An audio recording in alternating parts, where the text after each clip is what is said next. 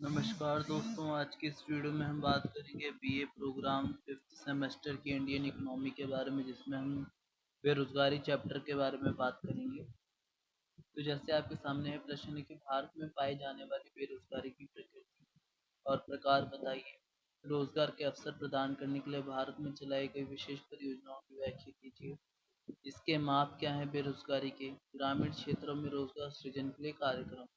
तो ये क्वेश्चन, एक ही क्वेश्चन में मैंने ये सारी बातें लिख दी हैं और ये क्वेश्चन अलग अलग करके भी आपसे पूछा जा सकता है। तो बेरोजगारी के की एक सामान्य सी परिभाषा यह होती है कि एक ऐसी स्थिति के रूप में हम बात करते हैं जब एक व्यक्ति काम करने के लिए इच्छुक होता है, जो प्रचलित मजदूरी पर काम करने के लिए इच्छुक होता है, किंतु उसे काम नहीं मिल रहा होता है। तो उस स्थिति को हम बेरोजगारी कहते हैं। जैसे कि यहाँ पे लिखा है कि बेरोजगारी का अर्थ केवल अनैच्छिक बेरोजगारी है, जिसमें एक व्यक्ति जो मौजूदा मजदूरी दर पर काम करने को तैयार है लेकिन उसे नौकरी नहीं मिलती है। इसमें ऐच्छिक बेरोजगारी मतलब जो अपनी मर्जी से काम करने के लिए इच्छुक है, उसको नहीं गिना जाता।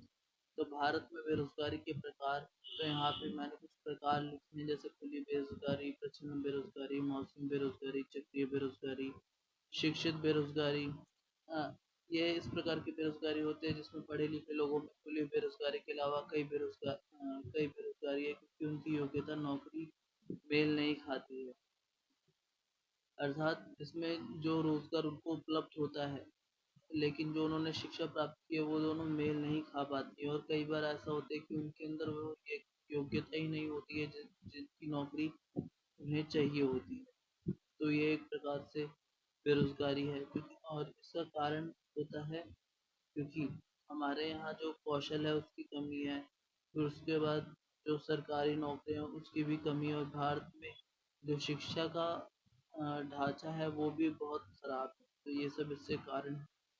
तकनीकी बेरोजगारी हो गई, यह उत्पादनों की तकनीकों में परिवर्तन के परिणाम स्वरूप होती है, जिससे अधिक श्रम की आवश्यकता नहीं हो सकती।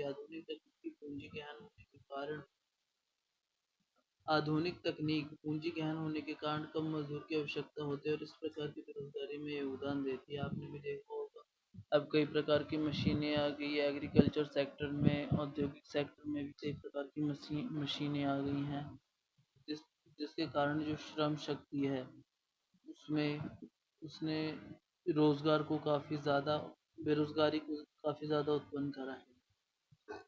संरचनात्मक बेरोजगारी, स्ट्रक्चरल अनएम्प्लॉयमेंट, अल्प रोजगार, अंडर आकस्मिक बेरोजगारी, कैजुअल एम्प्लॉयमेंट, जब व्यक्ति दिन प्रतिदिन के आधार पर नियुक्त होता है, मतलब जब दिहाड़ी मजदूर को आप इसमें उदाहरण के स्वरूप ले सकते हैं। तो अल्पकालिक और कच्चे माल की कमी, मांग में गिरावट, स्वामित्व में परिवर्तन आदि के कारण आकस्मिक बेरोजगारी हो सकती है। पुरानी बेरोजगारी, जो अगर कोई व्यक्ति काफी समय से बेरोजगार है, या इसमें जैसे एक देश का उदाहरण लिया गया है कि यदि बेरोजगारी देश की दीर्घकालिक विशेषता बनी रहती है तो इसे पुरानी बेरोजगारी कहा जाता है। जनसंख्या की तीव्र वृद्धि और गरीबी के दुष्चक्र के कारण आर्थिक विकास का अपर्याप्त स्तर पुरानी बेरोजगारी का मुख्य उदाहरण। घर्षणात्मक बेरोजगारी, श्रम की पूर्ति और श्रम की मांग के बीच अनुचित समायोजन के कारण घर्षण बेरोजगारी होती है। मतलब श्रम की मांग कुछ और है, लेकिन आपूर्ति किसी और चीज की जा रही, तो इसके बीच जो घर्षण उत्पन्न होगा, फ्रिक्शन उत्पन्न होगा, उससे घर्षणात्मक बेरोजगारी कहा जाता है। जैसे इसमें बेरोजगारी श्रम की गतिहीनता और सही समय पर जानकारी की कमी और काम की मौसमी प्रकृति के कारण होती है। तो अब हम अपने चैप्टर पर आ गए हैं, जो एसओएल बुक में प्रोवाइड किया जाता है। तो मैंने बेरोजगारी की डेफिनेशन आपको बता दी है। बेरोजगारी के यहाँ पे कुछ प्रकार लिखे हैं, जैसे अल्प बेरोजगारी, संरचनात्मक बेरोजगारी, वह बेरोजगारी जो अर्थव्यवस्था में होने वाले संरचनात्मक बदलाव के कारण उत्पन्न होती है, जैसे एग्रीकल्चर सेक्टर के बारे में बताया, मशीनों के बदलाव के कारण इत्यादि चीजें। मशीनें कई प्रकार की आ गई, जिसके कारण अब लोगों की आवश्यकता कम पड़ती है इस क्षेत्र में। अल्प रोजगार कह सकते हैं, अल्प रोजगार वह स्थिति होती है जिसमें श्रमिक जितना समय काम कर सकते हैं उससे कम समय वह काम करता है, और जैसे एक वर्ष में कुछ महीने, कुछ प्रतिदिन, कुछ घंटे बेकार रहता है। जो भूमिहीन श्रमिक होते हैं आप उनको ले सकते हैं, जो दैनिक मजदूरी पर लोग आते हैं शहरी क्षेत्रों में कार्य करने के लिए उनको ले सकते हैं। खुली बेरोजगारी उस स्थिति को कहते हैं जिसमें यदि श्रमिक काम करने के लिए उत्सुक है और उसमें काम करने की आवश्यकता योग्यता है तथापि उसे काम प्राप्त नहीं होता है। मौसमी बेरोजगारी का इसका अर्थ है कि एक व्यक्ति केवल मौसमी महीने में ही काम प्राप्त होता है, जैसे वर्षा ऋतु में ही किसानों को जो किसान है उनको कार्य मिलता है। जो भूमिहीन श्रमिक है उनको भी कृषि क्षेत्र में इसी माह में कार्य मिलता है, बाकी समय वह बेकार रहते हैं। इसमें आता है चक्रीय बेरोजगारी। ऐसी बेरोजगारी तब उत्पन्न होती है जब अर्थव्यवस्था में चक्रीय ऊंच नीच आती है। तेजी, आर्थिक सुस्ती, आर्थिक मंदी तथा पुनरुत्थान चार अवस्थाएं एक चक्र जो एक पूंजीवादी अर्थव्यवस्था की मुख्य विशेषताएं हैं। तो आर्थिक तेजी की अवस्था में आर्थिक क्रिया उच्च स्तर पर होते तथा रोजगार का स्तर भी ऊंचा होता है।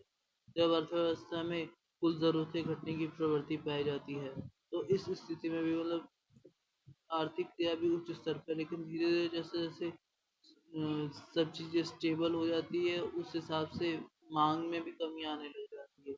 तो क्या होता है रोजगार में घटने की प्रवृत्ति पाई जाती है। छिपी बेरोजगारी से पीड़ित व्यक्ति वह होता है जो ऐसे दिखाई देता है क्योंकि वह काम में लगा हुआ है परंतु वास्तव में ऐसा नहीं होता। जैसा भारत में कृषि क्षेत्र में कृषि कार्य में केवल 3 व्यक्तियों की जरूरत है लेकिन कर कितने लोग होते हैं 500। उनके छिपी हुई बेरोजगारी का उदाहरण है।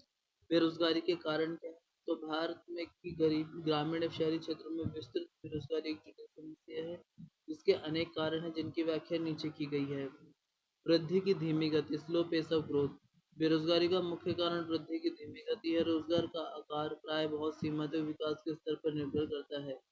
जो हमारा पंचवर्षीय योजना का काल था उसके दौरान हमारे देश ने सभी क्षेत्रों में बहुत उन्नति की परंतु वृद्धि की लक्षित दर से की तुलना में बहुत नीची रही। मतलब जितना हमने स्तर आका था, जितना हमें गोल सेट करा था जीडीपी प्राप्त करने का, उससे हमेशा कमी हमें प्राप्त हुई है जीडीपी। हमारे जो कृषि कृषि क्षेत्र है वो भी बहुत काफी पिछड़ा हुआ है। पिछड़ी हुई कृषि भारत में अल्प विकास और बेरोजगारी का भयंकर स्वरूप पिछड़ी हुई कृषि के कारण है, जिससे कार्यों की प्रवृत्ति भी पिछड़ जाती है। कृषि की विधियां अथवा तकनीकी और संगठन आरंभिक तथा पुराने हो चुके हैं। बेहतर कृषि की उत्पादकता प्रति श्रमिक अथवा श्रम प्रति इकाई के पीछे कम है। मतलब श्रम की प्रति इकाई कितना उत्पादकता में कमी किस प्रकार से आती है? जब एक श्रमिक 100 श्रमिक है और मिलकर वो 100 जूते बनाते, लेकिन अगर हम उनको कौशल और ज़्यादा प्रदान करें और नई सुविधाएं प्रदान करें तो वही 100 श्रमिक मिल करके 200 जूते बना सकते हैं, 200 जोड़ी जूते बना सकते हैं। तो इससे क्या होगा उत्पादकता में वृद्धि होगी और उत्पादकता में वृद्धि होने का अर्थ उत्पादन भी बढ़ेगा। जनसंख्या का 70% भाग स्पष्ट अथवा अस्पष्ट रूप से कृषि पर निर्भर है। और क्योंकि आप जानते हैं कि भारत में कृषि क्षेत्र बहुत बड़ा है, चाहे हम दक्षिण भारत की बात करें, उत्तर भारत की बात करें या पूर्वी भारत में भी देखें तो वहाँ पे भी कृषि कई मायनों में की जाती है। बिहार ये सब जो गंगा इत्यादि के उत्तरी मैदान है इन सब जगहों पर बहुत बड़े पैमाने पर कृषि पर लोग निर्भर हैं। विस्फोटक जनसंख्या वृद्धि, एक्सप्लोसिव पॉपुलेशन ग्रोथ। भारत 1951 से विस्फोटक जनसंख्या वृद्धि का अनुभव कर रहा है। वास्तव में जनसंख्या में 2.5% वार्षिक वृद्धि हुई। इसलिए रोजगार की स्थिति दो प्रकार से विपरीत रूप में प्रभावित हुई। पहले तो श्रम शक्ति की संख्या का बढ़ना और दूसरा पूंजी निर्माण के लिए साधनों का कम। पहले तो रोजगार के लिए जितनी संख्या थी वो अब उससे कई ज्यादा लोग हो गए। अनुमान लगाया गया कि 7वीं योजना में श्रम शक्ति में 390 लाख लोग जोड़े गए। यह इस यह तथ्य इस बात की ओर स्पष्ट संकेत करता है कि देश में जनसंख्या वृद्धि रोजगार की वृद्धि से अधिक है। मतलब रोजगार में उतनी वृद्धि नहीं हो रही जितना लोगों की जनसंख्या में वृद्धि हो रही है। तो ये भी एक कारण है और पूंजी निर्माण के लिए साधनों की भी कमी पड़ रही है क्योंकि बहुत सी बहुत सा जो धन है वो इन्वेस्टमेंट की जगह हम लोगों के कल्याण पर खर्च करते हैं और लोग सेविंग्स पे नहीं कर पाते उतनी क्योंकि जनसंख्या बहुत अधिक है। डिमांड ज़्यादा होने के कारण बहुत ज़्यादा खर्च करना। अपर्याप्त और त्रुटिपूर्ण रोजगार योजना, inadequate and effective employment planning. जो ये पॉइंट्स हैं ये आपको अपने पेपर में लिख के आने होंगे। ये जितने भी जैसे ये हाईलाइट कर रखा है ये पॉइंट अपर्याप्त त्रिपुर रोजगार योजना, तो आपको पहले ये लिखना होगा, फिर उसके बाद इसको एक्सप्लेन करना होगा। और अगर 20 नंबर का क्वेश्चन है तो आपको कम से कम 15 पॉइंट्स या जितने भी 16-17 पॉइंट्स आपको याद हो उतने आपको लिख कर आने होंगे और उन्हें अच्छे से एक्सप्लेन करना होगा, तभी आपको नंबर मिलेंगे इसके अंदर। और जो ये फैक्ट्स यहाँ पे बताए गए, जैसे यद्यपि वर्ष 1951 हो गया, या फिर जो आप डेटास होते हैं आपको उनको उसमें लिखना पड़ेगा कि कब किस योजना में कितना खर्च हुआ, मतलब आपको लगभग लगभग बताना होगा, पूरा याद करके नहीं रखना होगा, कितनी वृद्धि किस वर्ष हुई और कौन सी योजनाएं कब लाई गई, किसके द्वारा लाई गई, इत्यादि चीजें। देश में रोजगार के अवसरों की उच्च वृद्धि न होने का कारण अपर्याप्त त्रुटिपूर्ण आयोजन भी है। यद्यपि वर्ष 1951 से देश में आयोजन की प्रक्रिया चालू है, परंतु इसने समस्या के समाधान में कोई योगदान नहीं किया। योजनाओं में ऐसी नीतियों को स्थान नहीं दिया गया जैसे रोजगार के अवसर उत्पन्न करने के लिए उपकरण के रूप में उचित वास्तविक वेतन दर नीति का निर्माण अथवा बड़े रूप में श्रम गहन तकनीकों का संवर्धन। उस समय जो हमारी अर्थव्यवस्था थी वो काफी चरमराई थी, तो श्रम गहन तकनीकों का संवर्धन नहीं हो सका, सबने पूंजी आधारित व्यवस्था को ही ज्यादा मायने रखा, पूंजी आधारित लोगों को पूंजी गहन जो तक श्रम तकनीक थी हमारी उसके अंतर्गत, और इन्होंने वास्तविक वेतन दर नीति का निर्माण इत्यादि चीजों में कमी देखने को मिलती है। फिर आता है निर्धनता, तो एक व्यक्ति बेरोजगार होने के कारण निर्धन होता है, और यही कारण होता है उसके बेरोजगार होने का भी। अल्प विकसित देश निर्धनता के कुचक्र में जकड़े होते हैं, जो बदले में देश में रोजगार के नमूने को बहुत प्रभावित करता है। निर्धन होने के कारण कोई व्यक्ति विद्यमान साधनों का लाभ प्रयोग नहीं करता। पूंजी गहन तकनीकों पर अधिक बल, भारत में पूंजी दुर्लभ है तथा श्रम अतिरेक, more emphasis on capital intensive techniques. तो जिसमें भारत में पूंजी दुर्लभ है तथा श्रम अतिरेक मात्रा में उपलब्ध है। पूंजी दुर्लभ मतलब जो धन की कमी है, इन्वेस्टमेंट है उसकी कमी है, और जो श्रम उपलब्धता है मतलब जनसंख्या में वृद्धि होने के कारण हमारे यहाँ जो श्रम शक्ति है उसमें बहुत ज़्यादा, हमें बहुत ज़्यादा मात्रा में श्रम मिल जाता है और सस्ती दर पर। इन परिस्थितियों में देश को उत्पादन की श्रम गहन तकनीकों का उपयोग करना चाहिए, परंतु जहाँ देखा गया है कृषि क्षेत्र के में भी श्रम के स्थान पर पूंजी के प्रयोग की कहीं अधिक वृद्धि हुई है। पश्चिमी देशों में जहाँ पूंजी की बड़ी मात्रा में पूर्ति है वहाँ स्वचालित यंत्रों तथा अन्य परिष्कृत साज सम्मान का प्रयोग न्यायसंगत है, कि हमारे देश में अनंत श्रम शक्ति के कारण यह बेरोजगार लोगों की संख्या को बढ़ाता है। तो यही सब कारण है इसमें बेरोजगारी बढ़ने के। दोषपूर्ण शिक्षा प्रणाली की बात करते हैं हम, डिफेक्टिव एजुकेशन सिस्टम। हमारे देश में शिक्षा प्रणाली में वर्तमान अंतर पीढ़ी अंतराल के लिए कार्य करने में असफल रही है। मतलब हमारी जो शिक्षा प्रणाली है वो अंग्रेजों के टाइम की बनी हुई थी, हालांकि अब 2020 में नई शिक्षा नीति आ चुकी है, लेकिन जो अभी जो हम किताब में पढ़ रहे हैं हमें वही लिखना पड़ेगा।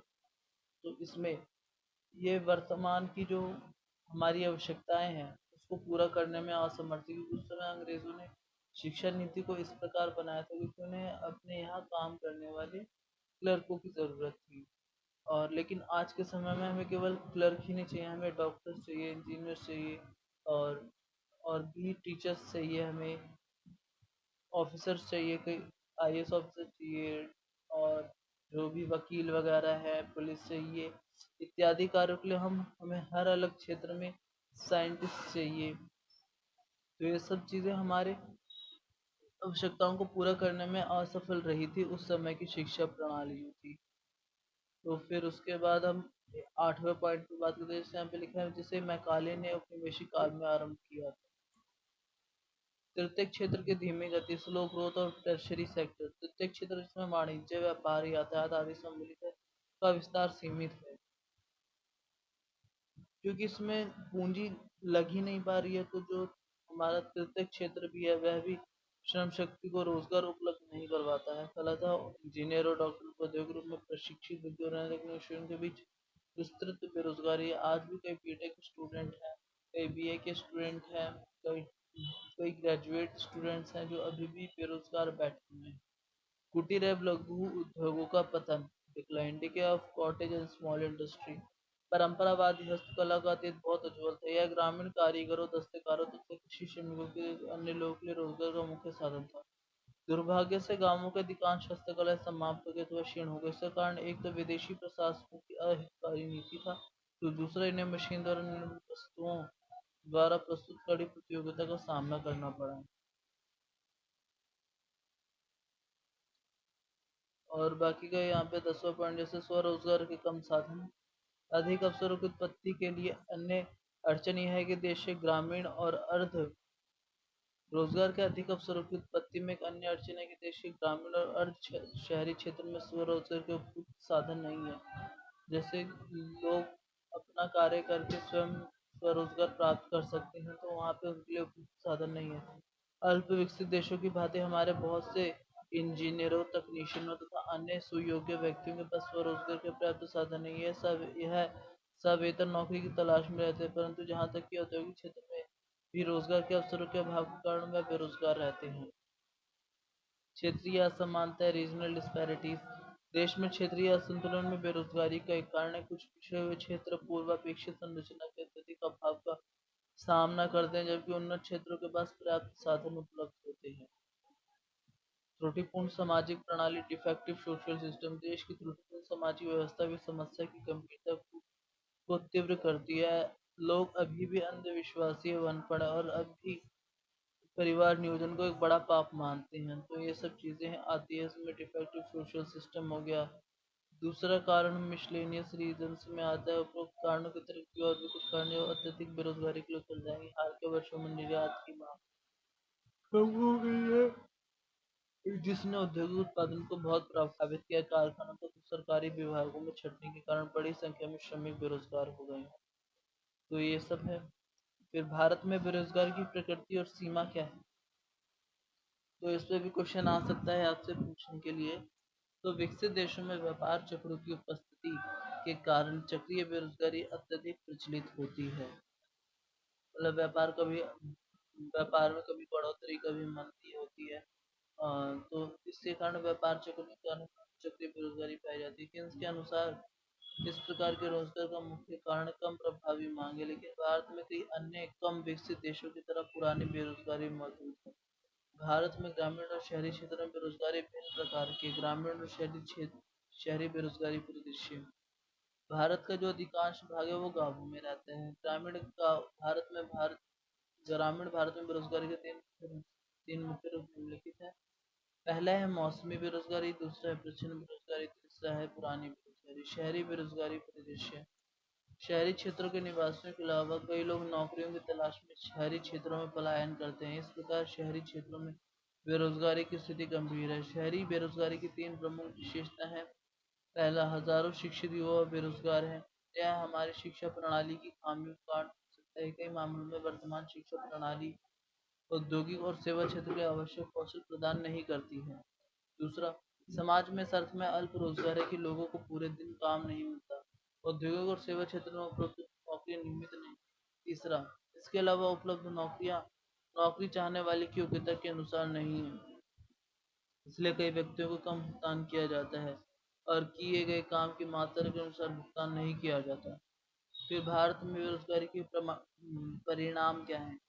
तो बेरोजगारी के कई दुष्परिणाम होते हैं। गरीब बेरोजगारी के से परिवार की आय में कमी आती है, जो मध्यम परिवार को गरीबी को ले जाती है। भारत में बेरोजगारी की संख्या बहुत बड़ी है। बेरोजगारी के कारण गरीबी की समस्या एक गंभीर समस्या बन गई है। मानव संसाधनों का उपयोग, रोजगार के अवसरों की कमी के कारण उपलब्ध मानव संसाधनों का पूरी तरह से उपयोग करना संभव नहीं हो पाया। मनुष्य राष्ट्रीय आय में योगदान करने की स्थिति में नहीं है। जब मानव संसाधनों का उचित उपयोग नहीं किया जाता तो इससे राष्ट्रीय उत्पादन का नुकसान नहीं होता है। तो मानव संसाधनों का उपयोग ठीक प्रकार से नहीं हो पाता है। राजनीतिक अस्थिरता उत्पन्न होती है। बेरोजगारी जो समस्या है उससे गरीबी को बढ़ावा मिलता है, और गरीबी को जब बढ़ावा मिलता है तो लोग कई प्रकार के कार्य करते हैं, क्योंकि उन्हें अपना पालन पोषण तो करना ही है। तो कई प्रकार के जो क्राइम्स होते हैं उनमें बढ़ोतरी होती है, जिसके कारण राजनीतिक अस्थिरता पैदा होती है। सामाजिक बुराई बेरोजगारी असामाजिक गतिविधि को जन्म देता है। यह ड्रग्स, चोरी, जुआ इत्यादि और जैसी सामाजिक बुराइयों को जन्म देता है। फिर आर्थिक शोषण हो गया। बड़े पैमाने पर बेरोजगारी के कारण नियोक्ता कम मजदूरी देकर लोगों का शोषण करते हैं। ऐसा आपने कई बार देखा होगा। योग्य व्यक्तियों को भी उसकी योग्यता से कम वेतन मिलता है क्योंकि बेरोजगारी बहुत अधिक है। अगर एक श्रमिक कार्य नहीं करेगा तो उसके बदले दूसरा श्रमिक उसी वेतन में कार्य करने के लिए तैयार हो जाएगा। तो ये परिणाम होते हैं। भारत में बेरोजगारी का मापन किस प्रकार से किया जाता है? बेरोजगारी का मापन एक जटिल मुद्दा रहा है। सभी कर्मचारियों के पास नियमित वेतनभोगी नौकरी नहीं है। कई कर्मचारी दिन प्रतिदिन के आधार पर नौकरी की तलाश करते हैं। भारत में राष्ट्रीय सांख्यिकी कार्यालय 19 जो हमारा एनएसओ है, उसने 1972-73 से हर 5 साल में रोजगार और बेरोजगारी सर्वेक्षण अनएम्प्लॉयमेंट एंड अनएम्प्लॉयमेंट सर्विस आयोजित कर रखा है। ईयूएस बेरोजगारी को 4 स्थितियों के आधार पर मापता है, जहाँ पे अनएम्प्लॉयमेंट एंड अनएम्प्लॉयमेंट सर्वे है, उसी को यहाँ पे ईयूएस लिखा गया है। तो पहला है सामान्य स्थिति यूएस, सामान्य प्रिंसिपल और सहायक स्थिति यूपीपीसी यूपीएसएस, वर्तमान साप्ताहिक स्थिति सीडब्ल्यूएस, वर्तमान दैनिक स्थिति सीडीएस। तो सामान्य स्थिति और सामान्य प्रिंसिपल और सहायक स्थिति के लिए संदर्भ अवधि 1 वर्ष है। मतलब इन तीन चीजों के लिए सामान्य स्थिति, सामान्य प्रिंसिपल और सहायक स्थिति के लिए जो अवधि है, मतलब 1 वर्ष के अंतर्गत इनको मापा जाता है। यूपीएसएस का उद्देश्य किसी व्यक्ति की दीर्घकालिक रोजगारी स्थिति का आकलन करना है। दूसरी ओर जो सीडब्ल्यूएस है हमारी, उसका उद्देश्य लघु अवधि की दृष्टि से रोजगार का आकलन करना। सीडब्ल्यूएस दृष्टिकोण में एक व्यक्ति को बेरोजगार माना जाता है यदि उसे पिछले 1 हफ्ते में किसी भी एक दिन 1 घंटे के लिए भी काम नहीं मिला है। तो भारत के राष्ट्रीय सांख्यिकी कार्यालय एनएसओ में अप्रैल 2017 से तिमाही आधार पर आवधिक श्रमबल सर्वेक्षण शुरू किया गया, जिसे पीएलएफएस कहते हैं। ये बेरोजगारी दर के आकलन के लिए वर्तमान साप्ताहिक स्थिति सीडब्ल्यूएस पर विचार करता है। पीएलएफएस विभिन्न आयु समूहों के लिए श्रमबल भागीदारी, श्रमिक जनसंख्या अनुपात, बेरोजगारी दर पर आंकड़े देता है। तो ये चीज हो गई, मापन पढ़ लिया हमने। अब बेरोजगारी को कम करने की क्या उपाय हैं? बहुत सामान्य से उपाय हैं इसके लिए।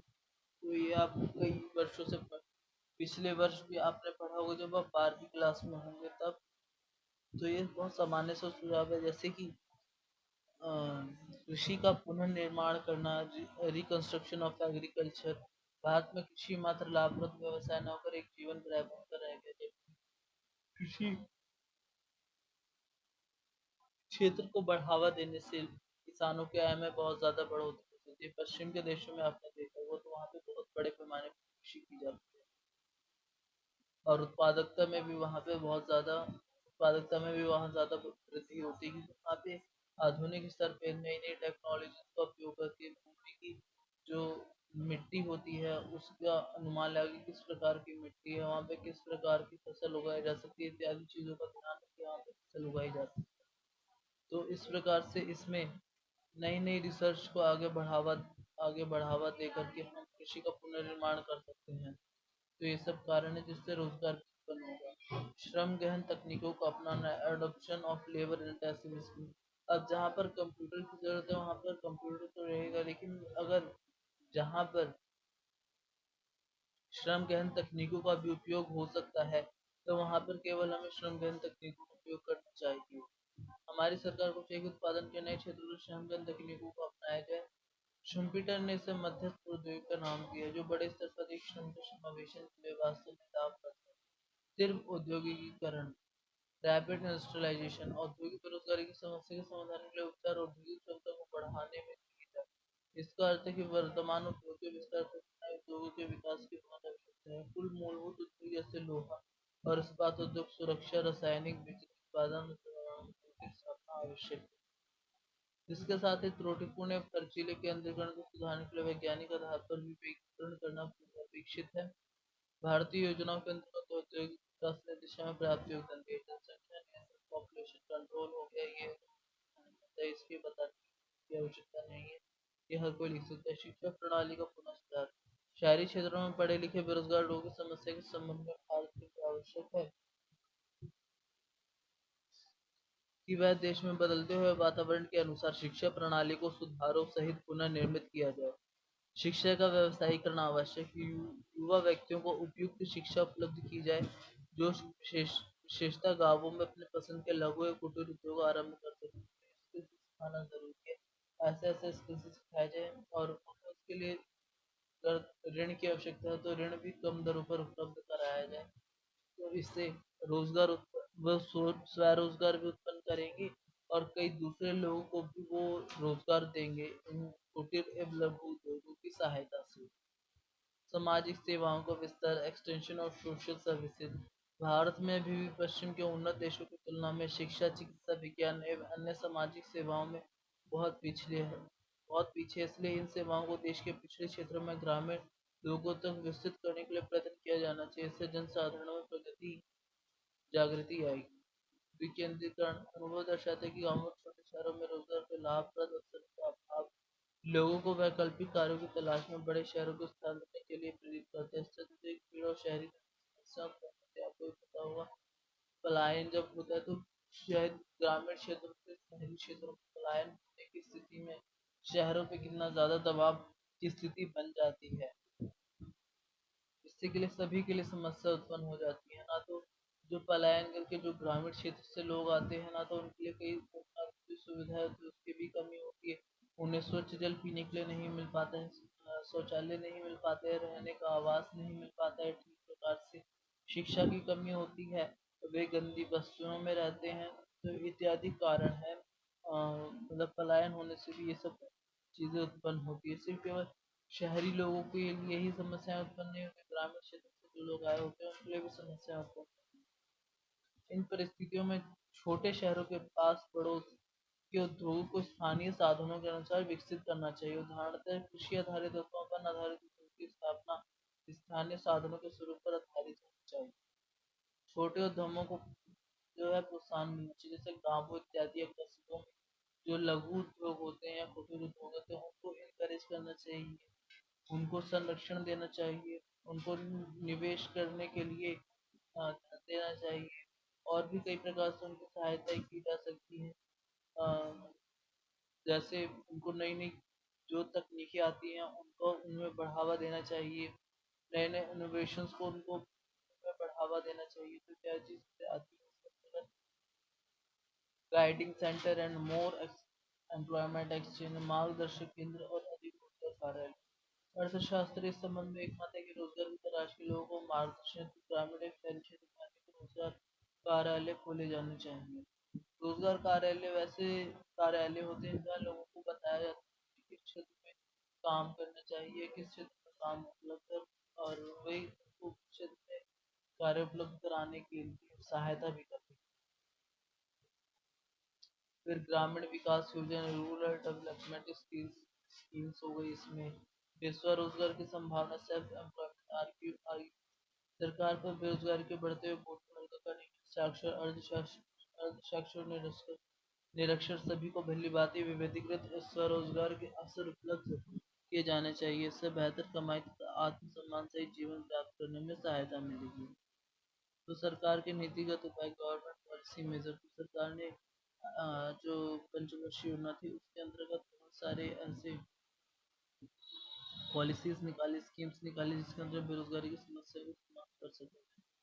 तो इसमें कार्यक्रम है जैसे national rural employment programme NREP, rural landless labour employment guarantee programme RLEGP, training of rural youth for self employment TRYSEM। तो आप इन्हें अगर 5-6 बार बस लिख लेंगे और पढ़ेंगे 5-6 बार तो आपको ध्यान में रहेगा, आपको पूरा रटना नहीं है। बस जो जो आपको ध्यान में रहे उसको आपको उदाहरण स्वरूप वहाँ पे लिख देना है एग्जाम। मिनिमम नीड्स प्रोग्राम और फिर उसके बाद 20 पॉइंट आर्थिक कार्यक्रम, small farm development, drought prone area programme, DPAP, integrated rural development programme, IRDP, Jawahar Rozgar Yojana, JRY। तो ये सब चीज़ें आती है इसके अंतर्गत। फिर 11वीं पंचवर्षीय योजना में रोजगार नीति कहती है। तो 11वीं पंचवर्षीय योजना के दौरान 4.50 करोड़ श्रम बल के बढ़ने का अनुमान है। तो फिर इसके लिए ये सब कुछ जो योजना थी जो मैं पहले पढ़ी थी वही यहाँ पे लिखी हुई है, तो आप देख सकते हैं, जैसे नेशनल रूरल एम्प्लॉयमेंट प्रोग्राम, फिर rural land labour employment programme हो गया, rural youth for self employment, minimum needs programme हो गया और इंटीग्रेटेड रूरल डेवलपमेंट प्रोग्राम हो गया। तो ये सब, तो बेरोजगारी को दूर करने के सरकार द्वारा अनेक कार्यक्रम लागू किए गए जो नीचे दिए गए हैं। एकीकृत ग्रामीण विकास कार्यक्रम, यह कार्यक्रम ग्रामीण क्षेत्रों की निरंतरता दूर करने के लिए इसका आरंभ किया गया। इस कार्यक्रम का उद्देश्य कृषि श्रमिकों को, अनुसूचित जाति और जनजाति के लोगों व अन्य गरीब व्यक्तियों को रोजगार उपलब्ध कराना है। इस कार्यक्रम के अंतर्गत गाँव में शहरी पशुपालन, मुर्गी पालन, कुटीर उद्योग आदि का विस्तार किया जाना है। ग्रामीण रोजगार कार्यक्रम, बेरोजगारी की समस्या बहुत जटिल है। यहाँ ग्रामीण रोजगार कार्यक्रम लागू किया जा रहा है। इस कार्यक्रम से प्रत्येक परिवार में से एक व्यक्ति को रोजगार दिया जाता है। मजदूरी का भुगतान नकद, मुद्रा के रूप में दोनों प्रकार से दिया जाता है। सूखाग्रस्त क्षेत्र में से इस कार्यक्रम का विशेष महत्व है। इस कार्यक्रम के अंतर्गत सड़कें, नहरें, छोटे बांध आदि कार्य किए जाते हैं। जो रोजगार सृजन और विरोधी, जो गरीबी विरोधी कार्यक्रम के बारे में मैंने भी यहाँ पे कई चीजें इसमें लिखी और एक पेज भी ऐड कर दिया है मैंने, जिससे आपको इसमें कोई समस्या नहीं आएंगी इसको एक्सप्लेन करने में। तो संयुक्त राष्ट्र द्वारा जारी वैश्विक बहुआयामी गरीबी सूचकांक 2018 में कहा गया है कि भारत में 2005 और 2015-16 के बीच 27.1 मिलियन लोग गरीबी से बाहर निकले हैं। 10 साल की अवधि में देश में गरीबी दर लगभग आधी हो गई है, जो 55% से गिरकर 28% हो गई है। अभी भी भारत में जनसंख्या का बड़ा भाग जो है वो गरीबी में जीवन यापन करता है। तेंदुलकर समिति के अनुसार यह अनुमान देश की कुल जनसंख्या लगभग 21.9% है। तो गरीबी विरोधी उपाय या रोजगार सृजन उपाय क्या है? तो जैसे हमने एकीकृत ग्रामीण विकास कार्यक्रम IRDP के बारे में पढ़ा था, तो वहीं इसकी एक्सप्लेनेशन कर रखी हूँ। इस कार्यक्रम को 1978 से 89 में शुरू किया गया था और 2 अक्टूबर 1980 से सार्वभौमिक बनाया गया था, जिसका उद्देश्य श्रमिक योजना अवधि के माध्यम से उत्पादक रोजगार के अवसरों के लिए ग्रामीण गरीबों की सब्सिडी और बैंक ऋण के रूप में सहायता प्रदान करना है। मतलब इस योजना के अंतर्गत जो ग्रामीण गरीब थे उनको सब्सिडीज मुहैया करा करके तो बैंकों से ऋण प्राप्त कराने में सहायता करना था। फिर 1 अप्रैल 1999 को IRDP और संबद्ध कार्यक्रमों को एक एकल कार्यक्रम में मिला दिया गया, जिसे स्वर्ण जयंती ग्राम स्वरोजगार योजना कहा जाता है। यह योजना ग्रामीण गरीबों को स्वयं सहायता समूह में संगठित करने, क्षमता और निर्माण गतिविधि समूहों की योजना, बुनियादी ढांचा सहायता, प्रौद्योगिकी ऋण और विपणन संबंधों पर जोर देती थी। जवाहर रोजगार योजना हो गई, जवाहर ग्राम समृद्धि योजना, वेतन रोजगार कार्यक्रमों के तहत छठी और सातवीं योजना में राष्ट्रीय ग्रामीण रोजगार कार्यक्रम और राष्ट्रीय भूमि रोजगार गारंटी कार्यक्रम शुरू शुरू किए गए थे। जवाहर रोजगार योजना के तहत अप्रैल 1989 में NREP और RLEGP का विलय कर दिया गया। तो मतलब जवाहर रोजगार योजना JRYE का उद्देश्य आर्थिक बुनियादी ढांचे और सामुदायिक और सामाजिक संपत्तियों के निर्माण के माध्यम से ग्रामीण क्षेत्रों में बेरोजगारी और अर्ध रोजगार के सार्थक रोजगार के अवसर पैदा करना था। जवाहर ग्राम समृद्धि योजना जो थी उसके रूप में JRY को अप्रैल 1999 से पुनरुत्थान किया गया। तो ये सब बातें थी। फिर ग्रामीण आवास, इंदिरा आवास योजना कार्यक्रम का उद्देश्य ग्रामीण क्षेत्र में गरीबी रेखा जितने भी व्यक्ति परिवार रहते थे उनको मुफ्त आवास उपलब्ध करवाना। मुख्य लक्ष्य इसमें ST/SC के परिवारों के, शेड्यूल कास्ट और शेड्यूल ट्राइब्स। इससे पहली बार 1989 में जवाहर रोजगार योजना में मिला। 1996 JRY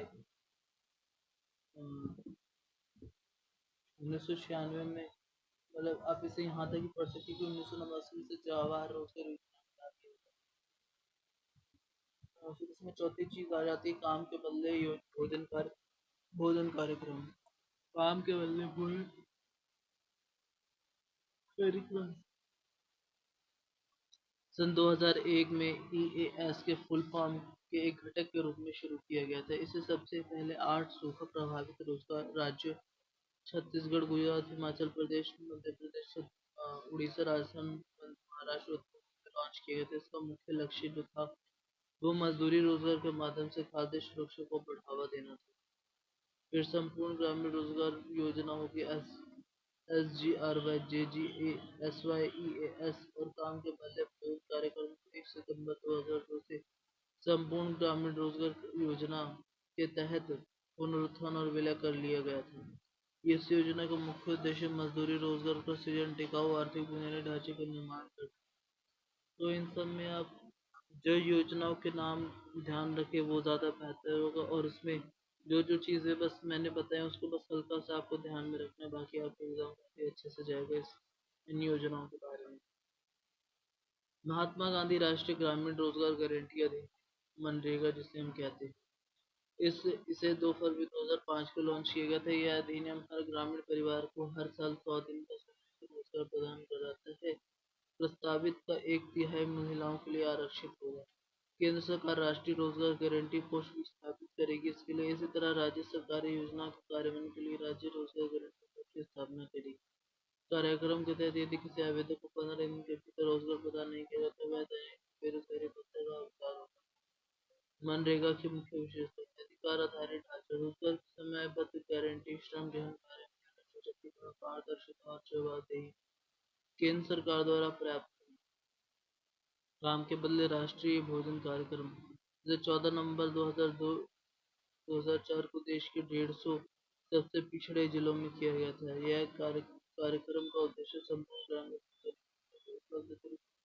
संसाधन उपलब्ध कराना था। यह 100% केंद्र द्वारा वित्त पोषित कार्यक्रम था। अब इसे कार्यक्रम को 2 फरवरी 2006 से मनरेगा में सम्मिलित कर दिया गया। राष्ट्रीय आजीविका मिशन 2011 में यह ग्रामीण विकास मंत्रालय की कौशल और प्लेसमेंट पहल है। यह राष्ट्रीय और ग्रामीण आजीविका मिशन NRLM का एक हिस्सा है। गरीबी कम करने के मिशन को आजीविका कहा जाता है। यह ग्रामीण गरीबों की जरूरत में विविधता लाने और उन्हें मानसिक आधार पर नियमित आय के साथ रोजगार प्रदान करने की आवश्यकता को विकसित करता है। जरूरतमंदों को मदद करने के लिए ग्रामीण स्तर पर स्वयं सहायता समूह बनाए जाते हैं।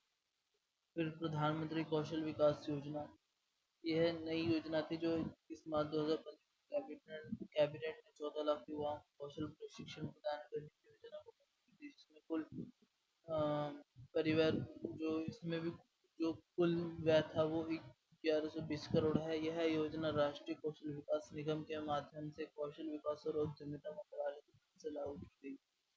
यह श्रम बाजार में नए प्रवेश पर ध्यान केंद्रित करेगा। राष्ट्रीय विकास और संरचना योजना हृदय देश की समृद्ध सांस्कृतिक विरासत को सुरक्षित और पुनर्जीवित करने के लिए हृदय योजना को शुरू की गई थी। यह 500 करोड़ रुपए का कार्यक्रम थी। नई दिल्ली में शहरी विकास मंत्रालय द्वारा शहरी विकास मंत्रालय सॉरी शहरी विकास मंत्रालय द्वारा शुरू किया गया था। शुरुआत में से 12 शहरों में लॉन्च किया गया। अमृतसर, वाराणसी, पुरी, गया, अजमेर, मथुरा, बादामी, द्वारका, बेलकनी, कांचीपुरम, बारलंग और अमरावती। ये कार्यक्रम समाज के सभी वर्गों के विकास में महत्वपूर्ण भूमिका निभा रहे हैं ताकि वास्तविक अर्थ में समग्र विकास की अवधारणा को सुनिश्चित किया जा सके।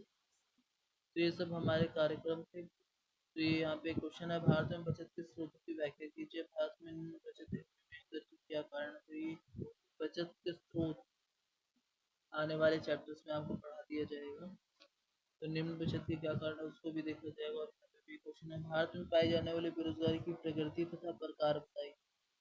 रोजगार के अवसर प्रदान करने के लिए भारत में चलाई गई विशेष परियोजनाओं की व्याख्या कीजिए। तो आपको ये क्वेश्चन लिखने की कोशिश करनी और इसे लिखना भी होगा जितना हो सके। तो आज की क्लास यहीं पे खत्म होती है।